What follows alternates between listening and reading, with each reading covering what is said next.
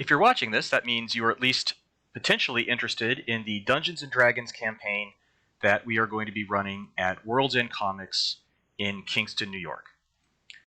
Hi, I'm Michael, one of the co-owners of World's End Comics, and I'm going to introduce you today to some of the specifics of this game so you can see if it's the kind of thing you might be interested in knowing more about. It is a Dungeons & Dragons 5th edition game we're going to be running. So if you were itching to play a different game, then this is not that. And it is going to be in person at our store in Kingston, New York. So if you don't live anywhere near Kingston, New York, then you're not going to be able to be a part of it.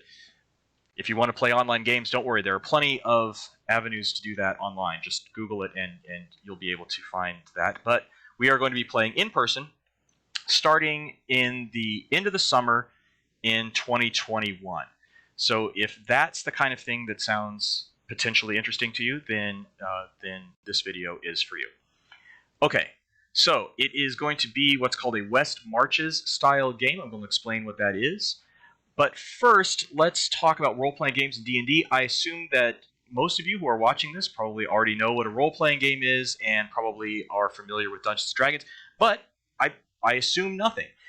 You don't need to know anything about role-playing games or D&D to be a part of our game. In fact, we are happy to have people who have never played before and who are just interested in trying something new come in and check this out.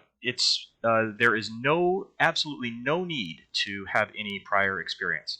In fact, in a way, it's sometimes easier because when people have played a lot of role-playing games before, they come in with expectations. But as we'll see, sometimes one person's history with playing D&D is completely different than another person's history with playing D&D, and so sometimes people's expectations are thwarted by the new game. At any rate, there is absolutely no need to be an expert. As you'll see, this style of game is perfect for bringing together both veteran players and new players, and it'll be great. If you want a primer on the basics of what a role-playing game is, kind of how it works, what these terms mean, then hop over to Matt Colville's video, Welcome to Dungeons & Dragons. It's short, it's funny, he's maybe the most charismatic, nerdy guy I know of, and he does a great job of just explaining the basics of what Dungeons & Dragons is. I'll put a link to that in the comments section below, and you can go see that. Okay. But for the meantime, it's enough to know just sort of the basics of what Dungeons & Dragons is and what a role-playing game is. People get together, usually a group of friends, sit around a table, and all but one of them are playing a single character. They've decided on a persona that they're going to inhabit, and that character has various different abilities that are defined by the rules of the game. And the player kind of inhabits that character and plays through the adventure as that character. One of the people at the table is the person who is running the game. They do not play a character. Rather, they play the rest of the world. All of the objects, all of the buildings, all of the other people, the NPCs, the non-player characters, are controlled by the person running the game. In Dungeons & Dragons, the person running the game is called the Dungeon Master. And in different games, they're called different things. But in D&D, they are called the Dungeon Master, or often just the DM. So that's sort of the basics, something that's common across all these games. There are lots of different ways to play.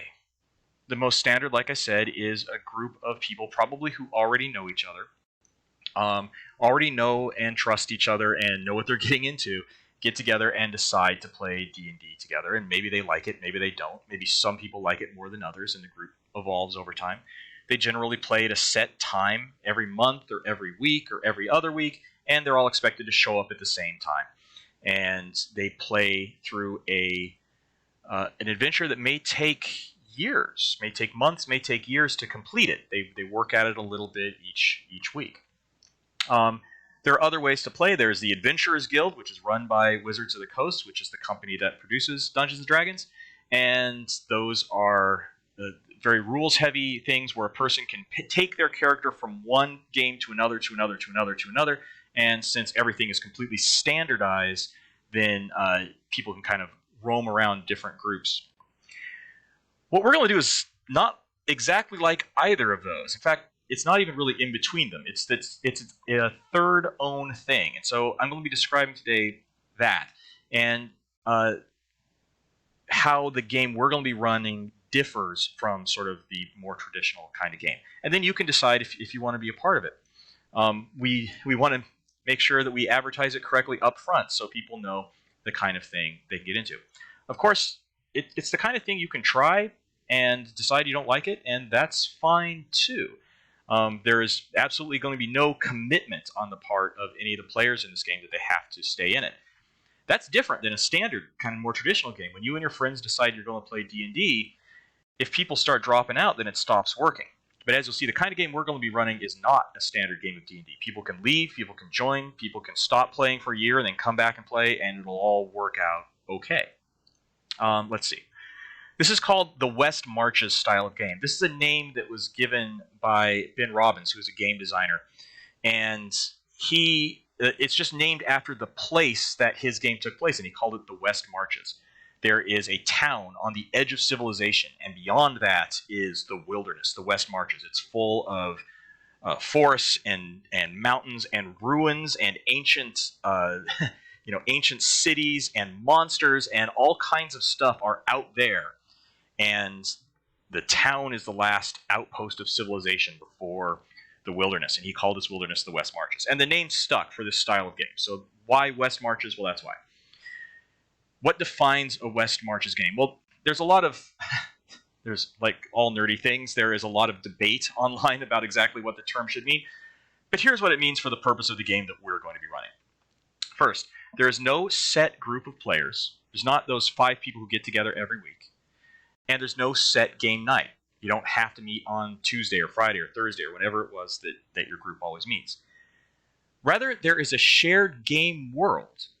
And in that world, there are multiple options for quick adventures. So there's the town at the edge of the wilderness. Just use there are lots of different ways to do a West Marches campaign, but let's keep using the original one as an example. There's the town, and out in the wilderness, there are lots of different things that people could do. That means there don't have to be only the number of players that can fit around a table. That town could be full of adventurers. Maybe there's 15. Maybe there are 20 adventurers in that town. But they don't all go out together. All 20 adventurers don't say, hey, let's all go to the haunted marsh. Just a few of them will go, and a few others will go do something else. And maybe one adventurer will be with a group of people one week, but with a different group of people next week.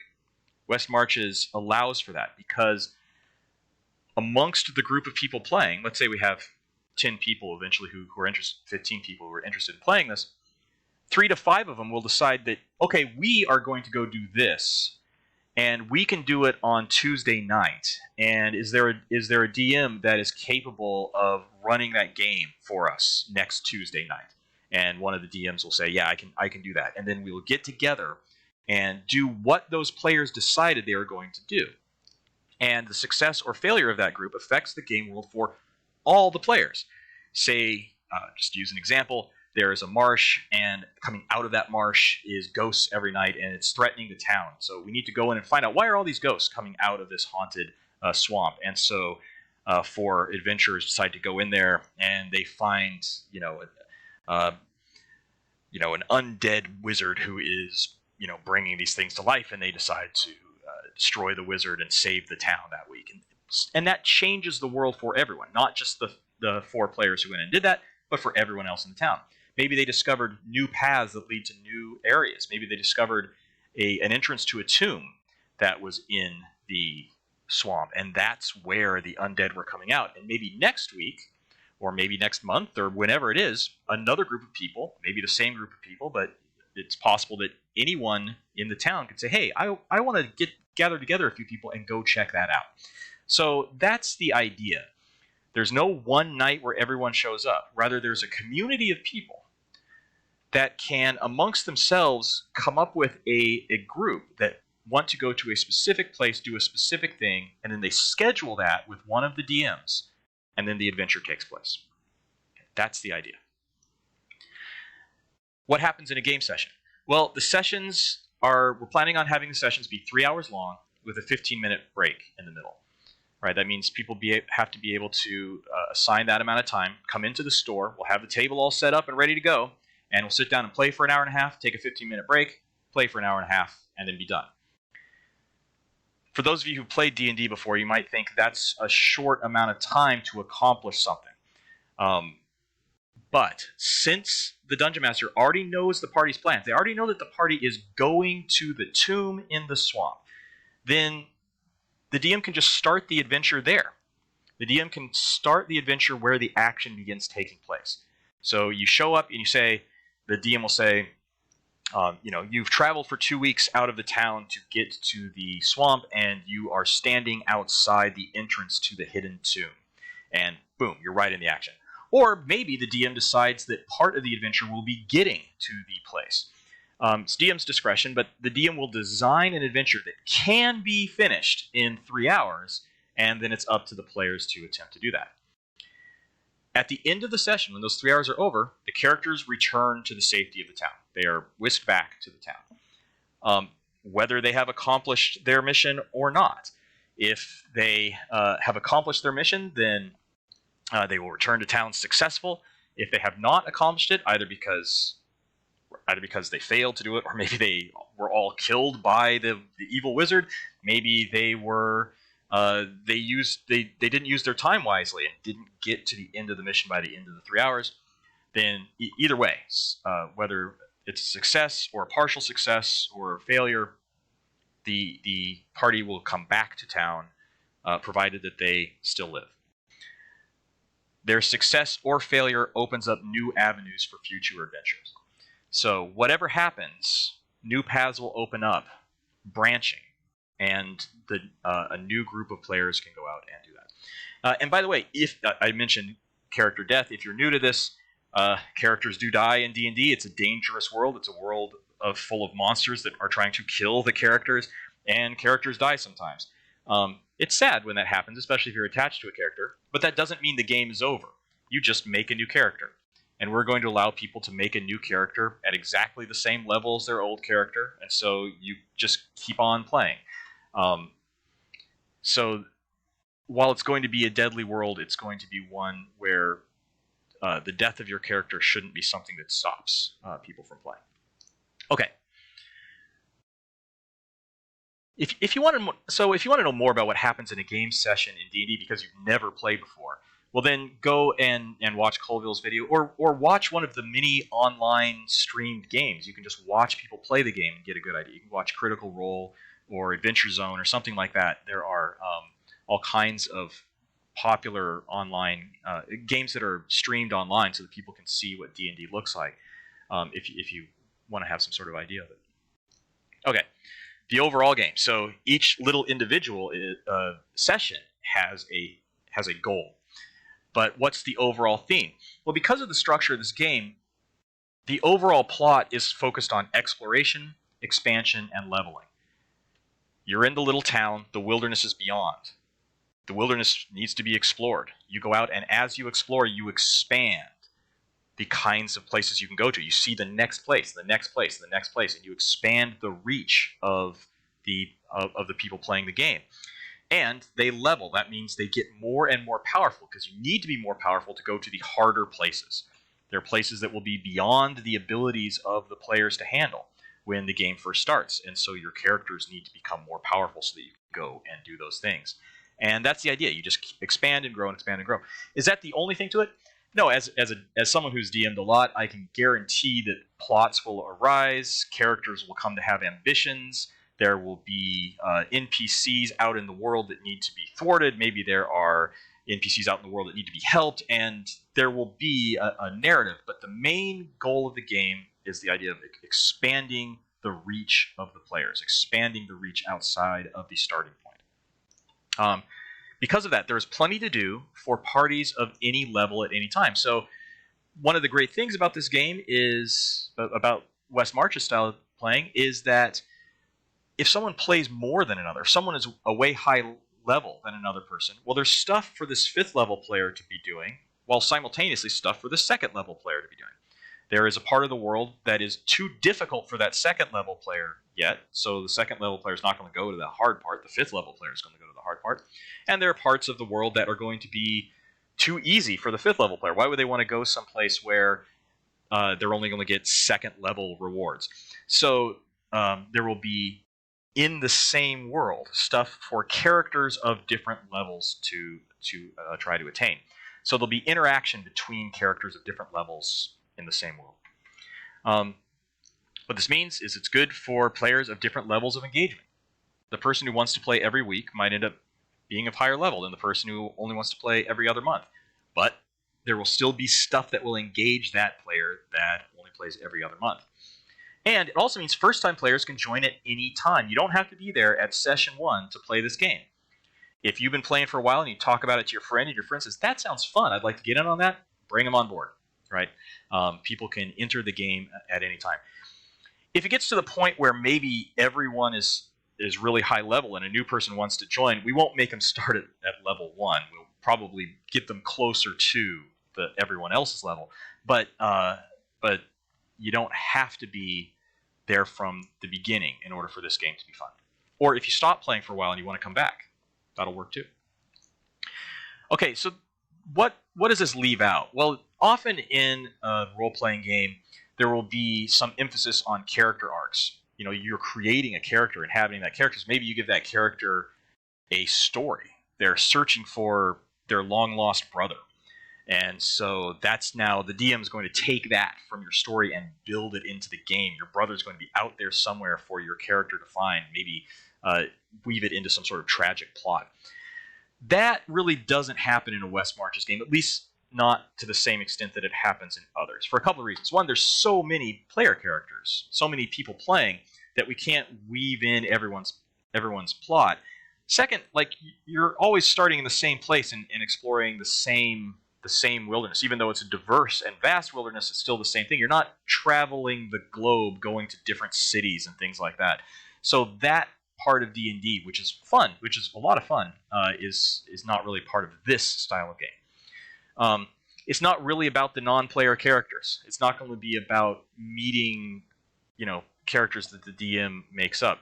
Everyone in town is pretty boring. Why? Because the game is out in the wilderness, and it's the other players that are the ones you're going to have interesting interactions with. Right. Also, depending on your experience with D&D, this world may be more deadly than in other games. Why? Because it's a game where the players are fighting against the wilderness, which means the wilderness and all of the caves and temples and dungeons and whatever is in the wilderness, they have to be difficult. They have to be deadly. The players will bind together because of the challenge, but that means there has to be a challenge.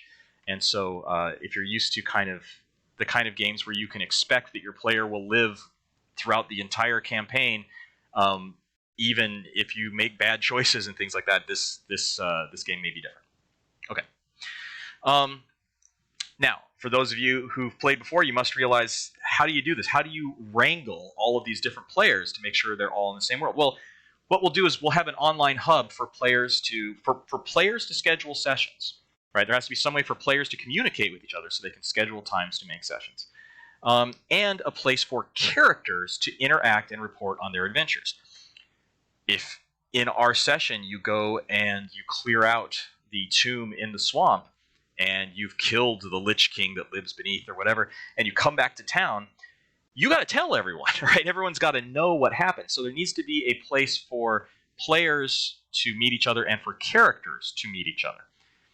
It's a distinction that matters here, the difference between the player and the character. The player is the real life person. Me, you watching this video, we are the players. The characters are the people that we inhabit in the game. And so there needs to be a way for the interaction between both players and characters, and that'll happen online. We're going to try out a few different things. When we do kind of the beta version of this, I think I'm going to go with a subreddit as a way to do this and restrict access to the subreddit to just the people involved in the game to give people a way to interact. If that doesn't work, maybe a wiki or something. And we're toying around with different ideas for how exactly to do the online hub. It'll be a way for people to go in and communicate with each other and communicate what's happening in the game to each other. The online portion saves in-person time for adventuring.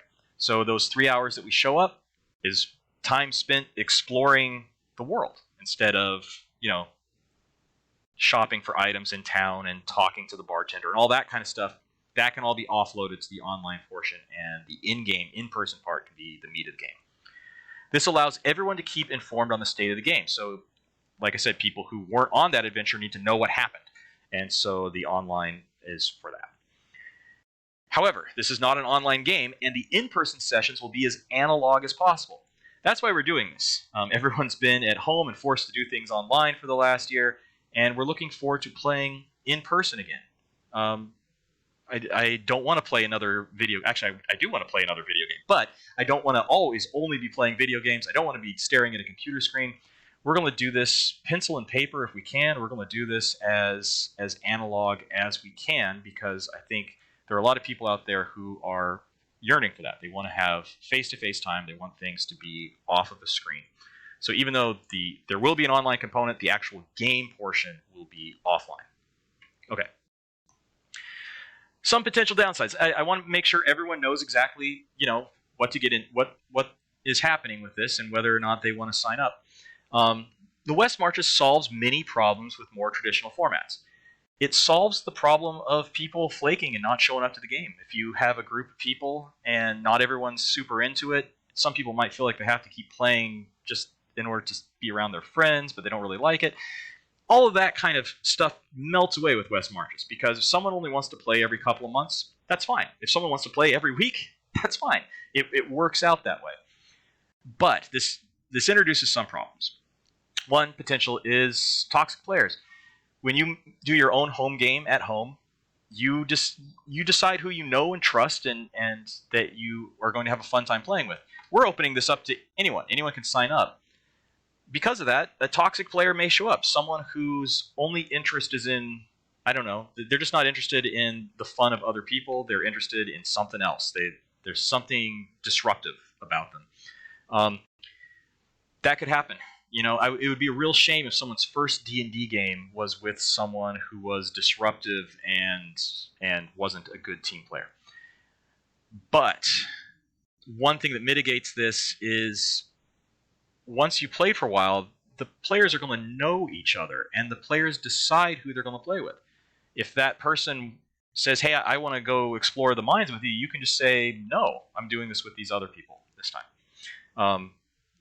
And if someone is a serious problem, we're just not going to let them play the game. But because we're letting strangers show up, the first game with that person, it's a possibility, right? Also, the flip side of that is some players might get left out. That is, maybe they're not a toxic player, but just, groups have formed, and this group of people like playing together, and this group of people like playing together, and someone just kind of gets left out. I don't think that'll be an issue. Knowing the community at our store and knowing how friendly everyone is, I think that won't be a problem. If it becomes an issue, there are ways to mitigate it. We can do things like require that, if you played with the same group of people for 2 times in a row, then you need at least one different person the next time you play. Something like that to make sure that everyone's getting included. So those are the main sort of problems that come up. But I think with how good our community is, I think it'll be fine. So this is mostly for people who played a lot of D&D, and I want to explain some things that will be different about this from what you might be used to. This format requires some changes to the way D&D is usually run. Why? Because one, we're playing with strangers, at least initially. I think over time, people will come to know each other, and a community will form. But at least initially, we're playing with strangers, and all of everything that entails. And also the feature where we need to keep everyone informed about the world, not just the people on the adventure, but the other people in the community need to know what happened in that adventure. So this kind of takes away some things that we would normally do in D&D or allow in D&D. One way is that some more gamey elements may show up in the world. Meaning, often when you're playing D&D, you hide the fact that you're playing a game. At least the characters in the world won't talk about their hit points. They won't talk about the challenge rating of the monsters they're about to attack. Why? Because no one in the world would have any idea what a hit point is or what a challenge rating is. So, we can talk about it. The players can talk about it, but the characters wouldn't.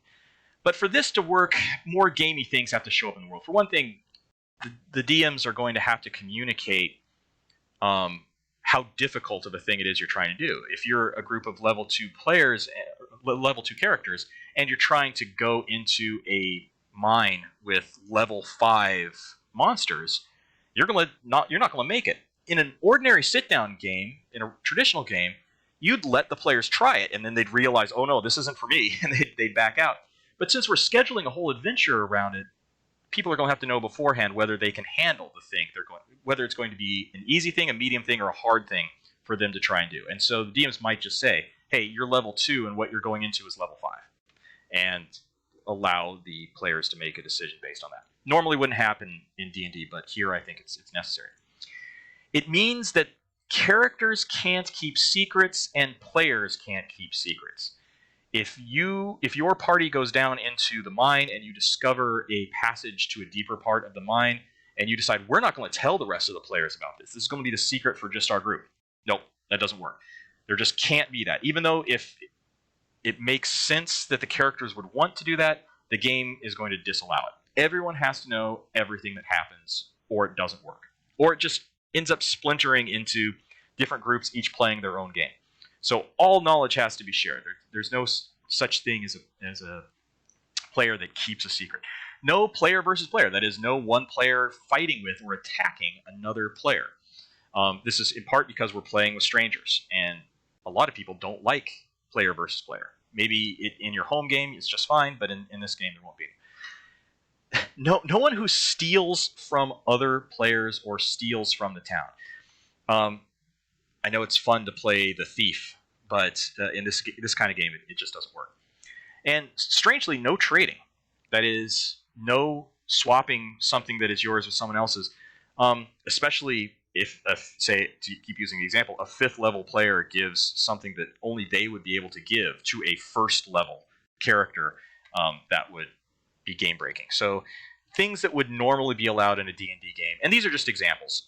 I'll probably make a future video that'll explain kind of in more detail the kind of limits that we'll have to employ for this to work. Safety tools. There's going to have to be universal safety tools, again, because we're playing with strangers. You might show up, you don't know what the other people at the table have been through, and what might be the kind of thing that would ruin the evening for them. If you come to a game thinking it's going to be about the fun of exploring a wilderness and fighting against monsters, and you show up and it turns out that another player is just interested in torture, like torturing the monsters or something. I mean, I've never played with someone like this, but there's all kinds of stories online. There are people who just who do that. And no, like that just won't be a part of the game. It doesn't happen in this world. No player will be tortured. No character will be tortured. No characters will be allowed to torture. Right? So just as an example, that kind of thing's not going to be part of the game.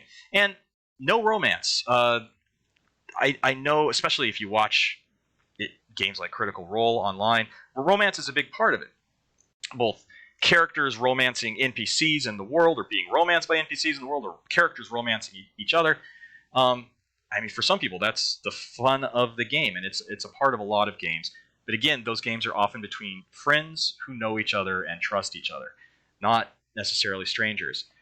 Someone who shows up at the game thinking it's going to be about exploring the wilderness and killing monsters, and it ends up being them fending off other people's advances and being hit on the whole time. Maybe they didn't want to spend their evening fending off people hitting on them the whole time. So it just doesn't exist in the game world. No one is going to... that's just not a part of the game. That might be a part of the game in your home game, not going to be part of the game here. If you're into those things, not torture, we're not going to do torture, but if you're into games that involve romance and you want to play one, come and talk to us. Maybe we can find a group of people who want to do that, and you can have a separate game running alongside this one. There are games that are designed to be all about that sort of thing. D&D and other role-playing games can be wonderful avenues for people to explore all kinds of interesting things. But again, it's often best when you're doing this with friends who know what they're getting into. Okay, all of this said, this game is going to be a game about fighting against a deadly world. And so if you are worried, if you are triggered by, say, threats to the life of your character, then maybe this isn't the game for you either. We can come talk to us. We can find another game. We can play, either another role-playing game or something like that. We can find a group of people to play a less deadly, less threatening game. But this game is going to, involve your player being in your character. Your players are going to be perfectly safe. The characters, however, are going to be under constant threat of being killed. So if that's something that you don't want to deal with, then maybe we'll find a different game and a group of people that you can play it with. Okay, character restrictions, both mechanical and role-playing. So the official Adventurers Guild has all kinds of character restrictions because it's possible to make sort of game-breaking characters if you take little bits of rules from different rule books and stuff like that. So, for example, we won't allow any characters who can fly at level 1, right? So no bird people that can fly, because it breaks the game. It makes it too easy, right? And no making characters that spoil other players' fun, right? Again, because we're playing with strangers,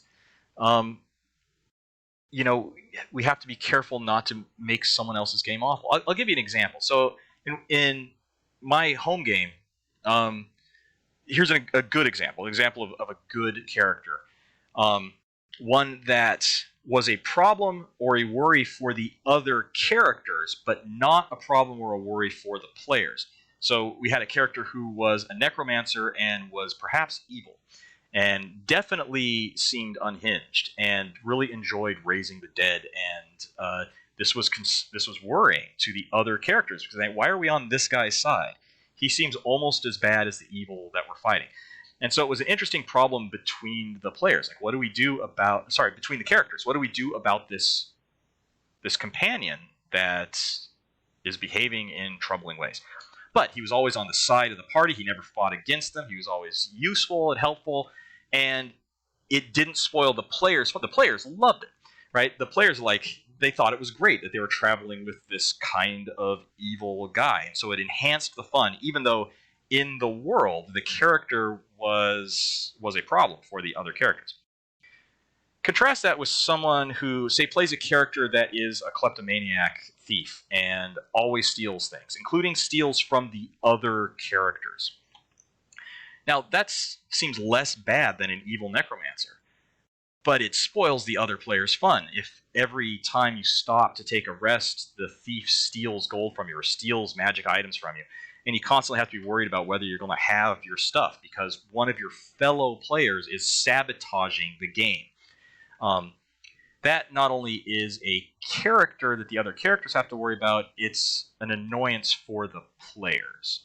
And so, we're going to have to restrict people to, in terms of the kind of character they play, to be the kind of thing that will be fun for other people to play with. So if what's the most fun about playing D&D is disrupting the rest of the game, if that's what you enjoy about D&D, then this kind of campaign may not be the thing that suits you. Of course, for anyone who enjoys playing role-playing games, even with these restrictions, there are a wealth of fun characters that you can play that will meet these criteria. As we get closer to playing, I'll talk a lot more about creating a character, especially for people who are new to D&D, so that all of this makes sense. Okay, cost. We're a game store. We can't do this for free. Well, we could, but we would lose money if we did. So how are we going to fund this? So we'll be charging a per-person fee for each session. Portion of that fee goes to World's End, so we can keep the lights on, so we can keep promoting stuff like this, so we can stay open. And a portion of it goes to the Dungeon Master. The DM. DMing is a lot of work, and for every 3-hour session, it's at least an hour of prep for them, plus those 3 hours that they are there. Now, the DM is part of the fun. Part of it, they're not going to make a living doing this by any stretch of the imagination. But part of the payment for this work will be the fun that the DM has. But part of the payment for this work should also, we think, be payment. So a portion of it goes to the DM as well. How much will it cost? Well, since I'm making this video in advance of both sort of our beta version and the full version of this, I don't really know for certain, but our goal is to make the cost comparable to similar entertainment. That is, if you were to go to the movies for 3 hours, we're not going to make it more expensive than that, right? We want it to be the kind of thing that people can afford, but yet we still need to have the lights on. The very first version of it we know is going to be rocky, and so we will probably charge less in the beginning for sort of the beta version of it until it gets rolling along, and then we'll probably charge, like I say, about the same as going to see a movie or a night out at the movies, right? Is kind of the idea. Will we ever charge for anything other than a fee for people attending the session? Well, we want to leave it open because we don't know exactly how it's going to go. We may charge for player requests that create extra work for the people who are running the game. So, for example, if someone wants to, say, have 20 different characters and they want us to juggle all of the abilities, because they want to play one character in one session, another character in another session, another character in another session, and so they want us to keep track of, say, more than the one character that most people would have, we might say, hey, you're making an awful lot of work for us. Maybe there should be a fee for this. But that's kind of the only other thing I could imagine. I can guarantee, however, that we will never exchange real-world money for in-game advantages. That is to say, we'll never use any pay-to-win sort of strategy. You're not going to be able to buy magical weapons in the game with real-world money. You can probably buy magical weapons in the game with the money you've discovered in the game, but you can't buy that sort of thing with actual real-world money. Right? The idea is that people will advance through the game by playing and being successful in their gameplay, not by any sort of charge that we would give people. So we want this to be affordable. We want it to be as affordable as possible. We'll probably have a lower price for students to make sure that everyone can afford to play and have fun in our community. Okay. So that's the pitch. We plan to start sort of, like I said, our beta version of this in late summer 2021. Or whenever we have enough players to begin. How do we know how many players we have? Well, you need to contact us to say, hey, I'm interested in this. Even if you're not fully sure yet and you just want us to send you more information as we create it, contact us. I'll put our email down in the